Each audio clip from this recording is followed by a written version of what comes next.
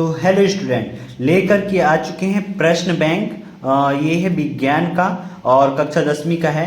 तो इसमें से मैं बताऊंगा कि आपके पेपर में कौन कौन से क्वेश्चन आ सकते हैं, यानी गैस क्वेश्चन, यानी जो आपके पेपर में देखने को मिलेगा क्वेश्चन, अक्सर पूछे जाने वाले प्रश्न हैं, वही क्वेश्चन मैं आपको बताऊंगा और इन सभी प्रश्नों को आपको अच्छे से तैयार कर लेना है। एक भी प्रश्न आपके इसमें से नहीं छूटने चाहिए बच्चों। जितने मैं क्वेश्चन बताऊंगा सभी को आपको रट लेना है, ठीक। तो चलिए स्टार्ट करते हैं और इस वीडियो को जितना हो सके अपने दोस्तों में शेयर कर देना ताकि सभी के पास पहुंच पाए और वो भी तैयारी कर पाए, ठीक। यहाँ पास पहले एक नज़र डाल लेते हैं कि अंक विभाजन किया गया है तो कौन से चैप्टर से कितने अंक का आएगा। तो ये सारी चीज़ें आप यहाँ से ध्यान दे करके आपको पढ़ना है। जितने प्रश्न पूछे गए हैं, जितने अंक बोले गए हैं, उस चैप्टर से उतने ही अंक पूछे जाएंगे, ठीक। तो जैसे चैप्टर 1 से रासायनिक अभिक्रिया एवं समीकरण से 7 नंबर का क्वेश्चन आएगा। आपका टोटल 75 नंबर का रहेगा विज्ञान का, और जिसमें पहला चैप्टर 7 नंबर का, ऐसे ही दूसरा चैप्टर 6 नंबर का। इस तरीके से आप पूरा इसको देख लीजिएगा अच्छे से। इसको देख करके अपने को तैयार करना है कि किस चैप्टर से कितने नंबर का क्वेश्चन आएगा। तो सबसे पहले हम ये मॉडल पेपर तो आप तैयार कर ही लेना। इसके बाद आते हैं चैप्टर 1 से। क्या चैप्टर 1 से अपन लोग देखते हैं, ठीक। अपना यहाँ से चैप्टर 1 स्टार्ट हो जाता है। इसमें से मैं आपको बताऊंगा कि कौन कौन से क्वेश्चन आपको पढ़ने हैं, कौन से क्वेश्चन नहीं पढ़ने हैं, कौन कौन से तैयार कर लेना अनिवार्य रूप से। तो ये सारे ऑब्जेक्टिव क्वेश्चन तो आपको सभी को तैयार करके जाना है। एक भी आपके ऑब्जेक्टिव छूटने नहीं चाहिए, क्योंकि ऑब्जेक्टिव में कहीं से भी पूछ सकता है, ठीक। इसका कोई निश्चित नहीं रहता है। और जो आपके एक वाक्य में उत्तर हैं, तो इसमें मैं आपको बताए दे रहा हूँ कौन कौन से तैयार कर लेना है। इसमें आपको यहाँ पास पूछा जा सकता है कि रासायनिक अभिक्रिया जिसमें ऊष्मा उत्सर्जित होती है क्या कहलाती है, और एक ही रासायनिक अभिक्रिया का नाम बताए जिसमें ऊष्मा शोषित होती है वह क्या कहलाती है। तो ये दोनों क्वेश्चनों को इसको अच्छे से तैयार करके जाना है।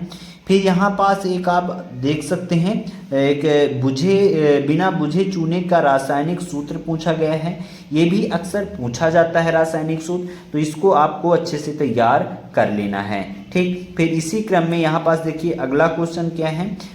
ये क्वेश्चन भी हैं, लेकिन इसके नीचे ये वाला संतुलित रासायनिक समीकरण क्या है, रासायनिक समीकरण को संतुलित करना क्यों आवश्यक है। इस क्वेश्चन को प्यारे बच्चों आपको अच्छे से तैयार कर लेना है, क्योंकि ये अक्सर पूछा जाता है, ठीक। 2 नंबर में आपको पूछा जा सकता है। ये क्वेश्चन बहुत ही सरल है और अक्सर पूछे जाने वाला प्रश्न है, ठीक। फिर यहाँ पास अब देखिए लोहे की वस्तुओं को हम पेंट क्यों करते हैं। तो ये क्वेश्चन भी अक्सर आता ही आता है, ठीक। और इस बार आने के बहुत सारे चांसेस हैं, तो अच्छे से तैयार कर लेना। फिर इसके बाद आपको यहाँ पास अगला क्वेश्चन देखने को मिलेगा। ये वाला कौन सा क्वेश्चन है, ये देखिए, वायु में जलाने से पहले मैग्नीशियम रिबन को साफ क्यों किया जाता है। तो यह क्वेश्चन भी बहुत मोस्ट है, अच्छे से तैयार कर लेना। फिर अगला क्वेश्चन आपको कौन सा तैयार करना है, यहाँ पास देखिए 2 क्वेश्चन है। यहाँ पास एक क्वेश्चन यहाँ पास ये वाला तैयार कर लेना, ऊष्मा छेपी एवं ऊष्मा से शोषी अभिक्रिया क्या कहलाती है, उदाहरण लिखिए। और इसमें अंतर भी पूछा जा सकता है, तो अंतर भी बनाते अपने को आना चाहिए, ठीक ना। जैसे आप अंतर में 3 नंबर का आ गया तो क्या लिखेंगे, अंतर यदि पूछ दिया तो आपको परिभाषा लिख देना है, फिर उसकी उदाहरण दे करके आपको बता देना है। तो 2 चीज़ें आपकी हो जाएंगी, 2 उदाहरण लिख देंगे और एक वो लिख देंगे, परिभाषा लिख देंगे, 2 अंतर हो जाएंगे, है ना। अंतर पूछ भी सकता है। फिर यहाँ पास एक क्वेश्चन यहाँ पास दिया गया, आप अच्छे से देखिए, सोडियम को केरोसिन में डुबोकर क्यों रखा जाता है। तो ये भी अच्छा क्वेश्चन है। सोडियम को क्यों रखा जाता है, क्योंकि वह वायु से क्रिया करके, ऑक्सीजन से क्रिया करके आग उत्पन्न करता है, इसलिए उसको सोडियम में रखा जाता है, सोडियम को केरोसिन में रखा जाता है, ठीक। ये क्वेश्चन भी बहुत महत्वपूर्ण है बच्चों, इसको आपको तैयार कर लेने हैं, ठीक। फिर इसी क्रम में अगला क्वेश्चन देखिए, जितने क्वेश्चन मैं बता रहा हूँ आपको तैयार करके जाना है। रेडॉक्स अपक्रिया किसे कहते हैं, समीकरण दीजिए। तो रेडॉक्स अपक्रिया की परिभाषा और उसकी समीकरण ये आपको याद होनी चाहिए, क्योंकि ये क्वेश्चन अक्सर पूछे जाते हैं। ठीक, फिर यहाँ पास देखिए अगला क्वेश्चन मैं आपको बताऊं तो कौन सा याद करना है आपको। यहाँ पास देखिए ये अक्सर पूछा जाता है कि आलू के चिप्स निर्वाता चिप्स की थैली को नाइट्रोजन से क्यों भरते हैं। तो ये 33 नंबर वाली प्रश्न को आपको अच्छे से तैयार कर लेना है। ये अक्सर पूछे जाने वाला क्वेश्चन है प्यारे बच्चों, ये वाली। ठीक, ये क्वेश्चन बहुत महत्वपूर्ण है। फिर अगले क्रम में यहाँ पास देखिए आपको इस चैप्टर में जितने क्वेश्चन मैंने बताए हैं तो इतने आपके तैयार हो जाने चाहिए। इसके अतिरिक्त भी आपको तैयार करना है, लेकिन मेन बात जो थी यानी महत्वपूर्ण क्वेश्चन जो मैंने बताया है इनको तैयार कर लेना, इनमें से ही क्वेश्चन बन करके आएंगे। ठीक, और ये बहुत ही वेरी मोस्ट इंपॉर्टेंट क्वेश्चन मैं आपको बता रहा हूँ। ऐसे ही आपको चैप्टर 2 सभी चैप्टरों के क्वेश्चन बताऊंगा, लास्ट तक बने रहना, ध्यान से सुनते जाना, सभी क्वेश्चन बताऊंगा। यहाँ पास चैप्टर 2 से आपको सभी ऑब्जेक्टिव क्वेश्चन को अच्छे से तैयार कर लेना है। फिर यहाँ पास देखिए साबुन के विलयन में बुलबुले क्यों बनते हैं, इस क्वेश्चन को आपको अच्छे से तैयार करके जाना है। ये क्वेश्चन अक्सर पूछे जाने वाला क्वेश्चन है। फिर अगले क्रम में यहाँ पास देखिए अगला क्वेश्चन कौन सा, ये वाला, धोने का सोडा एवं बेकिंग सोडा के 2 प्रमुख उपयोग लिखिए। ये भी क्वेश्चन अक्सर पूछे जाने वाला क्वेश्चन है। एक यहाँ पास आप अच्छे से तैयार कर सकते हैं, प्लास्टर ऑफ पेरिस की आर्द्रता रोधी बर्तन क्यों रखा जाता है, इसकी व्याख्या कीजिए। ये भी क्वेश्चन बहुत महत्वपूर्ण है आपके वार्षिक की दृष्टि से, और ये अवश्य आपको देखने को मिल जाएगा। कहाँ मिलेगा, पेपर में देखने को मिलेगा। तो आपको जितने क्वेश्चन बता रहा हूँ सभी को तैयार कर लो। यहाँ पास क्या है, अम्ल का जलीय विलयन विद्युत का चालन क्यों करता है, यह भी क्वेश्चन बहुत महत्वपूर्ण है, अच्छे से तैयार कर लेना। फिर अगला क्वेश्चन कौन सा है, यहाँ पास देखिए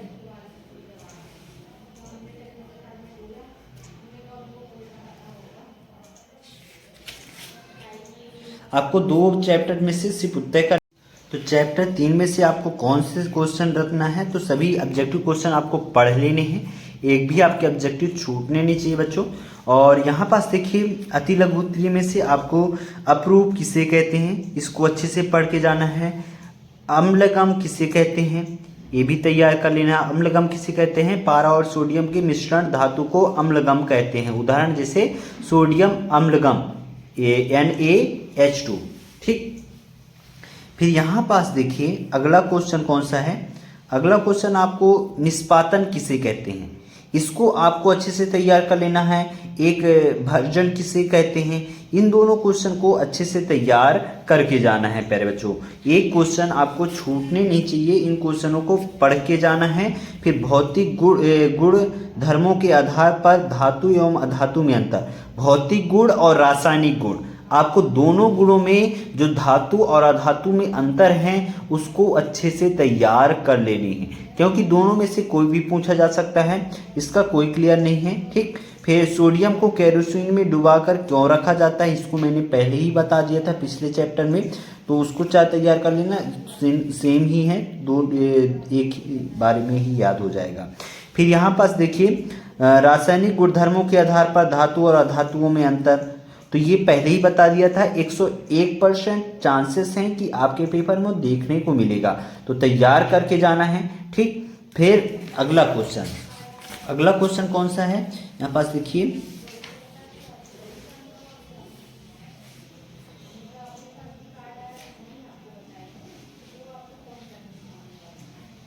इसमें से आपको ये वाला, धातु को उसके ऑक्साइड में प्राप्त करने के लिए किस प्रक्रम का उपयोग किया जाता है, तो ये क्वेश्चन अक्सर पूछे जाते हैं। इन सभी क्वेश्चनों को अच्छे से तैयार करके जाना है प्यारे बच्चों।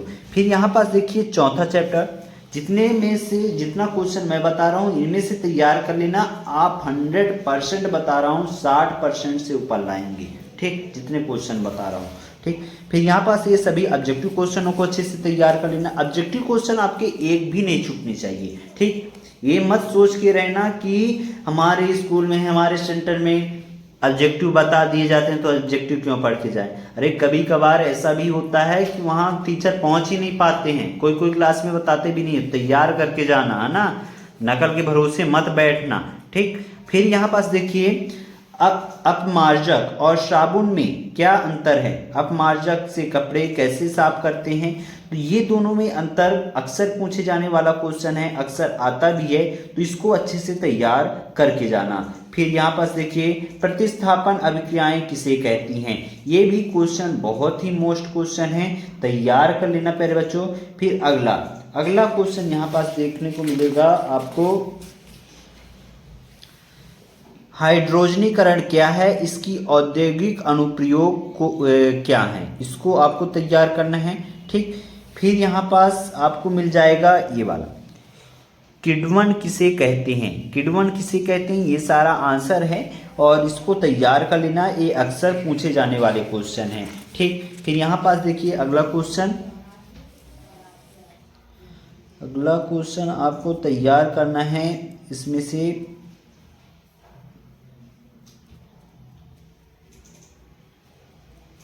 बस इतने क्वेश्चन आप तैयार कर लो इस चैप्टर में से, आपके इस चैप्टर से पूरे नंबर मिल जाएंगे। और पांचवा चैप्टर से आपको कौन कौन से तैयार करना है ये भी बताते जा रहा हूं, तो इसको अच्छे से देख लीजिए। ऑब्जेक्टिव क्वेश्चन सभी को पढ़ना है, और हाँ मैं ऑब्जेक्टिव क्वेश्चन के आपको ऑनलाइन टेस्ट वगैरह लेता रहता हूं, तो अटेंड करिए, उन सभी को अच्छे से दीजिए, आपके ऑब्जेक्टिव ऑटोमेटिक याद हो जाएंगे। ठीक, फिर यहाँ पास अगला क्वेश्चन, इसमें से ये वाली क्वेश्चन, किसी जीवन द्वारा किन कच्ची सामग्रियों का उपयोग किया जाता है एवं पादप प्रकाश संश्लेषण के लिए आवश्यक कच्ची सामग्री को कहाँ से प्राप्त करता है, ये क्वेश्चन बहुत ही महत्वपूर्ण है। फिर यहाँ पास देखिए मानव में ऑक्सीजन तथा कार्बन डाइऑक्साइड का परिवहन कैसा होता है, ये क्वेश्चन आपको अच्छे से पढ़ लेना है। फिर आपको यहाँ पास देखिए ये वाला, जाइलम और फ्लोएम में अंतर आपको तैयार करना है, ये अच्छे से तैयार होने चाहिए। ठीक, फिर यहाँ पास ये नेफ्रॉन जिसे वैक्राणु कहते हैं, उसकी संरचना और कार्यविधि, संरचना तो आपको अच्छे से तैयार रहना चाहिए। ठीक, इसको अच्छे से तैयार कर लेना। फिर अगला क्वेश्चन यहाँ पास देखिए, अगला क्वेश्चन आपको कौन सा तैयार करना है, हमारे शरीर में वसा का पाचन कैसे होता है, यह प्रक्रिया कहाँ होती है, ये क्वेश्चन आपको अच्छे से तैयार करके जाना है। फिर यहाँ पास देखिए एक श्वसन और श्वास में अंतर, इसको फेफड़े का चित्र आपको अच्छे से बनना चाहिए, और मानव में होने वाले पाचन क्रिया को समझाइए, तो ये वाला फेफड़े का चित्र, श्वसन का चित्र आपको अच्छे से होना चाहिए, और ध्वनि और शिरा में अंतर, ये अक्सर पूछे जाने वाले क्वेश्चन हैं, तैयार कर लेना। मनुष्य के हृदय की कार्यविधि का वर्णन करना है, तो मनुष्य का हृदय का चित्र आपको यहाँ पास दिया गया है, इसको अच्छे से तैयार कर लेना। एक नेफ्रॉन की संरचना, ये मैंने पहले ही बता दिया था, नेफ्रॉन की संरचना अच्छे से तैयार कर लेना, चित्र तो अच्छे से तैयार कर लेना। उत्सर्जन तंत्र का नामांकित चित्र, इसमें बहुत सारे क्वेश्चन मोस्ट हैं, इसलिए थोड़ा क्वेश्चन ज़्यादा हो जाएगा इस चैप्टर में, पर इनको तैयार करके जाना बच्चों, क्योंकि ये अक्सर पूछे जाने वाला क्वेश्चन है। एक पूछा जाता है रक्त और लसिका में अंतर, तो इस तरीके से हमने 5 चैप्टर तक देख लिए हैं, और जो आगे का क्वेश्चन है वो मैं अगला पार्ट पर डाल दूंगा।